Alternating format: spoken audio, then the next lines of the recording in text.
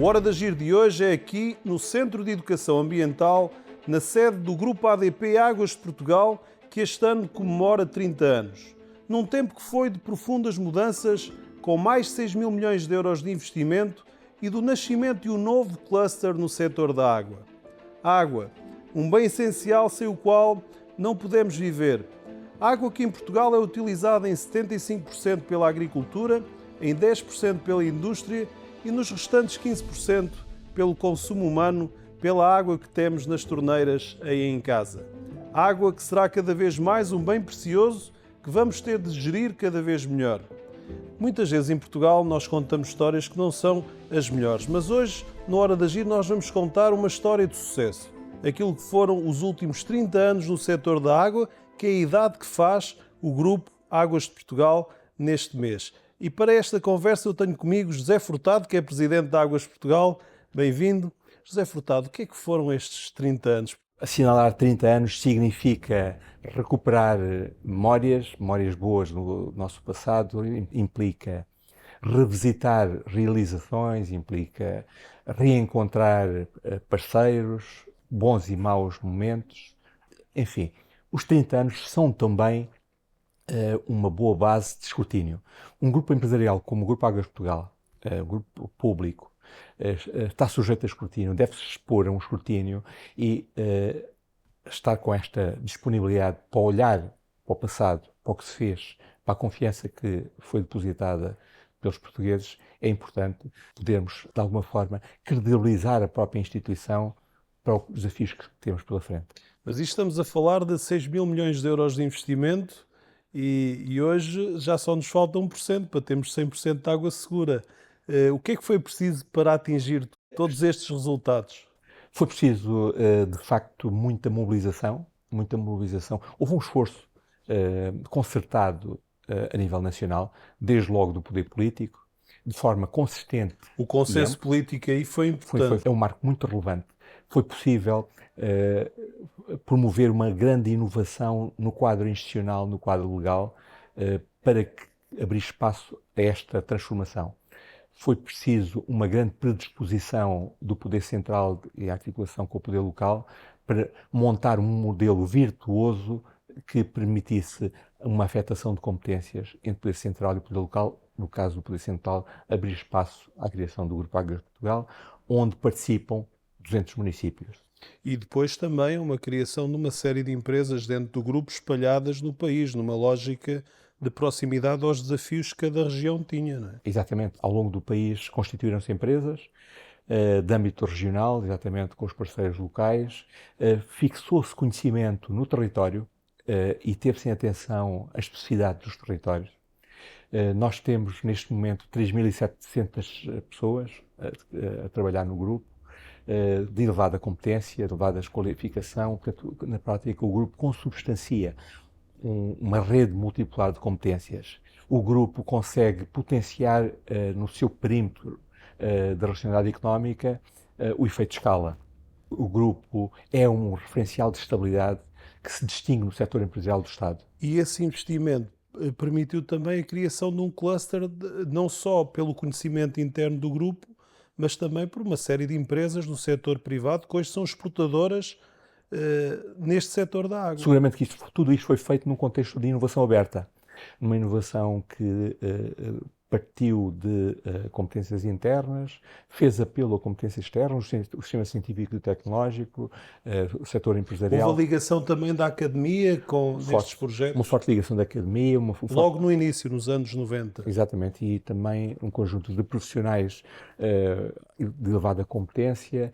Portugal é reconhecido na sequência deste saber acumulado, desta construção que fizemos em conjunto, é hoje um centro de competências mundial no setor da água. Eu estive em Washington e percebi que o quanto nós lá fora somos valorizados. Estive no Banco Mundial, foi lá que eu ouvi pela primeira vez esta expressão, milagre português da água. Nós somos chamados já por outros países para fazer este tipo de intervenção, de partilha de know-how? Efetivamente, nós somos reconhecidos internacionalmente por termos, num horizonte de uma geração, ter progredido de um comportamento medíocre para estar no pelotão da frente a nível europeu em matéria de abastecimento de água e de saneamento. de águas residuais. Somos, de facto, uma referência internacional. Somos o principal parceiro do Banco Mundial num programa que eles têm de capacitação de utilizadores, de operadores de água. Mas esta engenharia de excelência que existe dentro do Grupo Águas de Portugal trabalha também já lá fora em assistências técnicas, já faz esse tipo de... Sim, sim, Ricardo, nós estamos em mais de uma dúzia de geografias, muito na lógica da gestão e da assistência técnica aos operadores locais. Não tanto na perspectiva da constituição de ativos, atendendo à dimensão do desafio do investimento que temos no país. Relativamente à questão do futuro, dos próximos 30 anos, quais são os grandes desafios agora? Depois da cobertura de saneamento básico, depois das hectares que agora já chamam fábricas de água, depois da água segura e depois das bandeiras azuis, isto não pode ficar por aqui. O Governo conferiu-nos uma nova missão. Nós temos que assumir uma visão holística da água, uma visão que permita contextualizar os diferentes usos, que permita conjugar as diferentes origens e que permita focalizar determinadas regiões do país mais vulneráveis às alterações climáticas. Estamos, portanto, perante um desafio que extravasa a missão original do grupo. É olhar para a água como um todo, exatamente, metendo lá a agricultura, os usos industriais, o urbano, o residencial. Exatamente. A nossa missão original prendia-se com o ciclo urbano de água, era circunscrito ao ciclo urbano de água e na dimensão industrial do ciclo urbano de água, trabalhando com os municípios. A nossa atuação hoje envolve outros setores, outros players e, de facto, a perspectiva mais holística da abordagem a uma gestão sustentada da água. Esse é para nós o novo desafio. Reinventámonos e temos que reinventar a nossa utilidade. Relativamente às APRs, nós estamos aqui em Lisboa, aqui são produzidas por ano 200 hectómetros cúbicos, 200 milhões de metros cúbicos de água tratada das nossas hectares, fábricas de água. Há aqui um potencial muito grande de utilização também em perímetros agrícolas que estejam relativamente próximos. Estamos a trabalhar exatamente com os nossos parceiros na agricultura no sentido de fazer chegar água à várzea de Loures e também estamos a estudar uma solução de colocação dessa água na Lesíada do Tejo.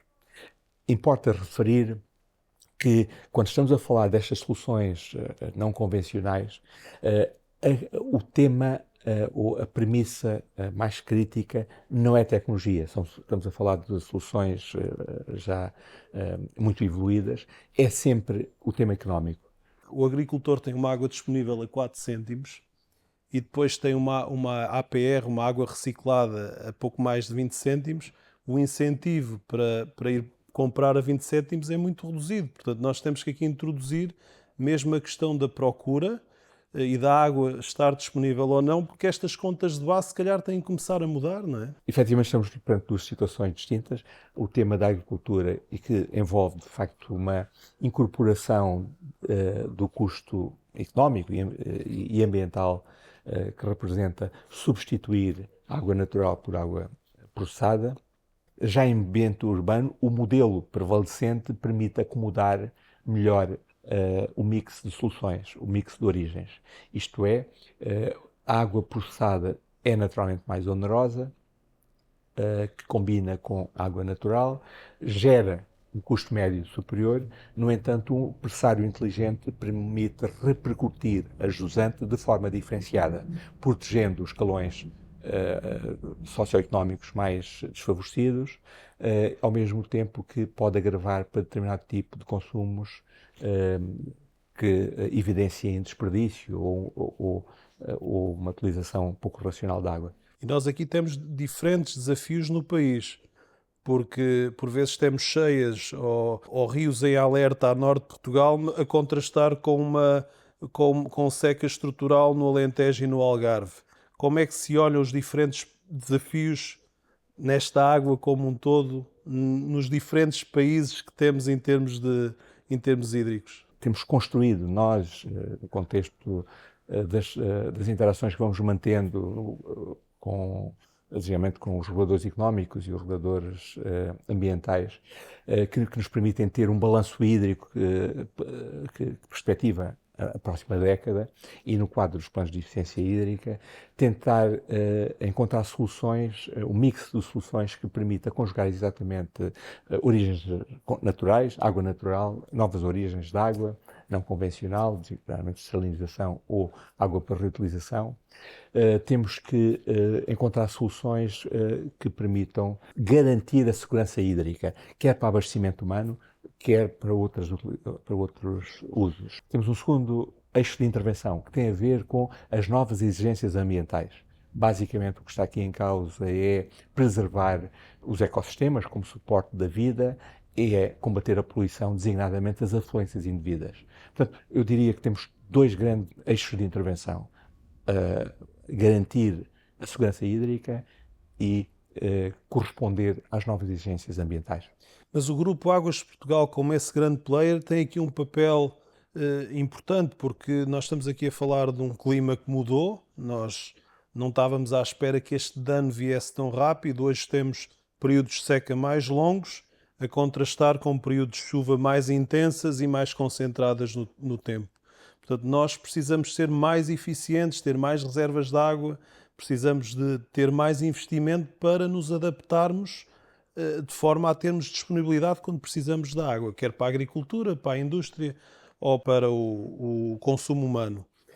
A aposta do grupo é na dessalinização e nas APR, nas águas para reutilização, de forma a enfrentar esse problema das alterações climáticas, nessa adaptação, ou é uma aposta mais tensa que vá também às águas subterrâneas, às outras origens de água? Nós temos um programa de investimento, a nossa carteira, digamos assim, de referência de investimento anda nos 1,5 mil milhões de euros. E que comporta intervenções a diferentes níveis. Um primeiro nível tem a ver com a resiliência, e a resiliência, melhor, eu diria que uma das dimensões da resiliência tem a ver com a requalificação, com a reabilitação, com a reengenharia dos sistemas. Esse tipo de intervenção é o mais relevante. E, portanto, de facto, nós temos um parque de infraestruturas e temos que assegurar a continuidade deste desempenho. Temos uma segunda dimensão de investimento ao nível da resiliência, que é o reforço de capacidade. E quando estamos a falar de reforço da capacidade, estaremos a falar basicamente no tema do armazenamento, e o armazenamento é fundamentalmente uma questão que se coloca a norte do Tejo, onde existe um país úmido. Estamos a falar de interligações também muito a norte do Tejo, onde há determinadas regiões que estão desenquadradas e que precisamos de reforçar a malha hídrica, designadamente a questão de Viseu, não é? De Viseu, a questão no Nordeste, e, portanto, estamos a trabalhar nessa frente. O próprio robustecimento na região da Bacia do Tejo. Nós, do ponto de vista hídrico, temos uns dois países, o país a norte e o país a sul do Tejo, não é? A sul do Tejo temos uma seca estrutural. A sul do Tejo temos que acrescentar água e não basta água natural. É certo que temos um grande pulmão, que é o Alqueva, que nos assegura uma resiliência forte na zona, no Alentejo. Mas temos um problema complicado para resolver no Algarve e na costa alentejana. Aí temos que acrescentar água e fazer apelo a origens não convencionais, estando previstas duas estações de dessalinização, uma no Algarve e outra em Sines.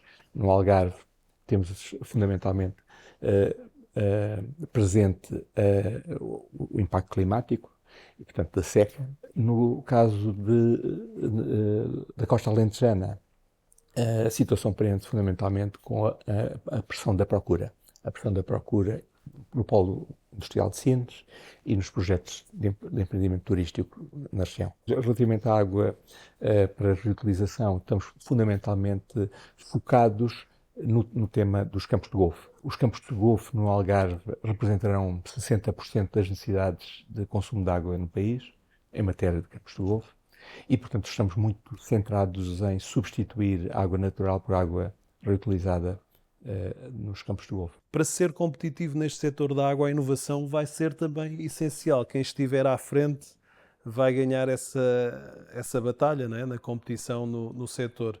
O que é que nós estamos a fazer em termos de inovação?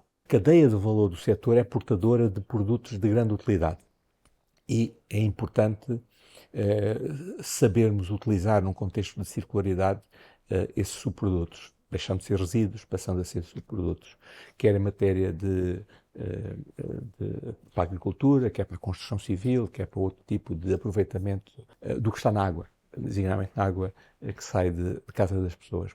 E, de facto, essa é uma frente onde a inovação tem acontecido de forma rápida e que nos tem permitido avançar. Outra frente que se articula com os desenvolvimentos de inovação tem a ver com a descarbonização do ciclo urbano de água. Nós somos, o Grupo Águas de Portugal, o maior consumidor público de energia. Somos a entidade que tem o maior número de pontos de interligação ao sistema elétrico. O custo de energia é de facto determinante, mas ao mesmo tempo a cadeia de valor do setor potencia a produção de energia e potencia um mix de soluções energéticas, desde o solar ao hídrico, ao eólico, ao biogás, que nos permite ter aqui uma ambição de sermos neutros do ponto de vista de neutralidade energética e neutralidade carbónica. Portanto, podem ser também prosumers, que é produtores e consumidores, produzindo energia verde e consumindo exatamente, essa no mesma horizonte energia de uma e década, vendendo também. no horizonte de uma década, nós queremos ser autossuficientes, com produção própria de energia verde. Nós temos em Portugal também que lidar com o problema das perdas. O Grupo ADP terá já alguns sistemas em baixa. Aqui um dos bons exemplos que temos é a EPAL, com perdas de primeiro mundo, da ordem dos 10, 11%, mas depois temos um pouco pelo país ainda realidades com perdas no sistema de 40%, 50%. Essa é também uma necessidade de investimento deste setor nos próximos anos. É seguramente uma prioridade, em particular nas regiões de menor densidade populacional. Muitos dos municípios não têm capacidade para gerir este tema exatamente porque não têm escala. A resolução deste problema passa por investimentos fortes em infraestrutura, na substituição de condutas mas também na tecnologia, não é? Só nas medição e controle. Por via da sensorização das redes, no sentido de permitir uma intervenção oportuna. Esta é a hora de agir da água. Sim, é o combate do século. Este é o combate do século. Preservar o recurso mais precioso, o recurso cada vez mais escasso.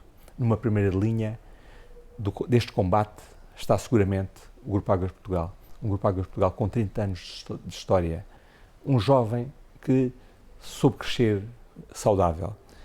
Contamos com 3.700 trabalhadores com elevado sentido de missão, que em circunstâncias muitas vezes severas e difíceis têm sabido corresponder, como foi o caso da pandemia, em que a dedicação foi fundamental. Neste combate é fundamental a mobilização da sociedade, o envolvimento de cada um de nós na proteção deste recurso. Obrigado, José Furtado. Obrigado por estar no Hora de Agir e obrigado pelo amor à água. Em todo o mundo, mais de metade da população vive sem ter acesso a instalações sanitárias adequadas e este é o motivo pelo qual aparecem muitas doenças infecciosas, chamadas doenças da água, que faz com que, de acordo com a Organização Mundial da Saúde, mais de 700 milhões de crianças com menos de 5 anos todos os anos percam a vida, sendo a principal razão a má qualidade da água e a falta de casas de banho e também a falta de serviços de saneamento básico. Até à década de 70, a mortalidade infantil envergonhava Portugal nas estatísticas internacionais. E há 30 anos, antes dos investimentos no setor da água, todos os anos eram muitas as pessoas que perdiam a vida devido também a estas doenças da água, porque nessa altura só 30% do esgoto era tratado e a água que tínhamos na torneira também não era segura, também não era de qualidade. A realidade mudou, mas esta é a hora de olharmos para o futuro. A obra nunca está feita e este milagre português da água é uma realidade que precisa de continuar a ser alcançada em cada dia e aqui os desafios são muitos, a começar na adaptação a este clima que mudou. Precisamos de mais reservas de água, precisamos também de sermos mais eficientes, principalmente neste problema da sua gestão reduzindo este volume de perdas nas redes de distribuição, olhar para a agricultura num mundo com uma população mundial crescente e que por isso precisará cada vez mais de água para produzir alimentos. Avançar também mais nestas novas origens de água, nas águas para reutilização, as APRs, a água reciclada das nossas hectares, mas também para a dessalinização. Tudo desafios para hoje, desafios necessários, vitais por estarmos a falar de água, para que daqui a 30 anos possamos olhar para trás com o mesmo sentimento de hoje, um sentimento de dever cumprido. Hora de agir, desde o Centro de Educação Ambiental das Águas de Portugal aqui em Lisboa. Um abraço amigo e até para a semana.